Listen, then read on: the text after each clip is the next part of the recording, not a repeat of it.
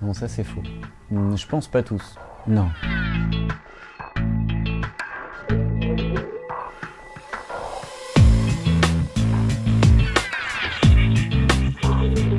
Dès le début, en 2015, quand on a inventé le terme, c'était une proposition de discipline scientifique. Parce que ça n'existe pas.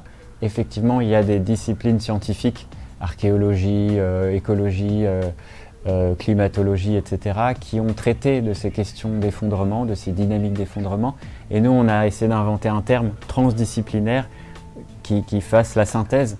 Au début, l'écologie, c'était pas une science. La climatologie, c'était pas une science, c'était un regroupement transdisciplinaire d'océanographie, de physique, etc. Elle deviendra véritablement une science quand il y aura des facultés, des doctorats de collapsologie, des bourses d'études, des étudiants, des revues à comité de lecture. Et c'est comme ça que se créent les sciences. Ça met du temps, ça met des années, des décennies. Donc nous, on a posé une intention et on espère que les scientifiques vont prendre la balle au bond et continuer à construire un savoir dont on a besoin pour rester un peu dans la lucidité, mais aussi dans le rationnel dans cette époque folle.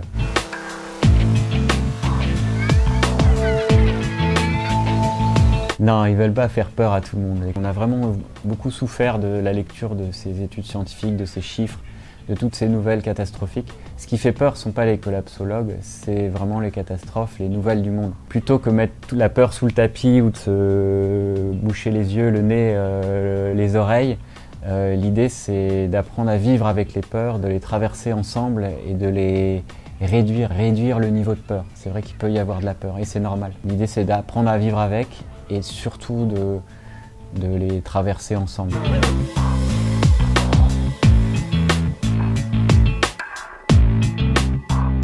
Je pense pas tous. Catastrophistes, oui, dans le sens où on étudie, on est proche de la lucidité des catastrophes. Pessimiste, non. Je pense que pessimiste, optimiste, on a besoin de tout le monde et il y a de tout chez les collapsonautes. Ce qu'ont montré des études sociologiques, c'est que parmi ces collapsonautes, 3/4 sont tournés vers des actions. Vers l'action individuelle ou collective ou les deux. Ils y croient encore. Penser l'effondrement, c'est vraiment éviter le tout est foutu ou le tout ira bien. C'est vraiment naviguer entre les deux.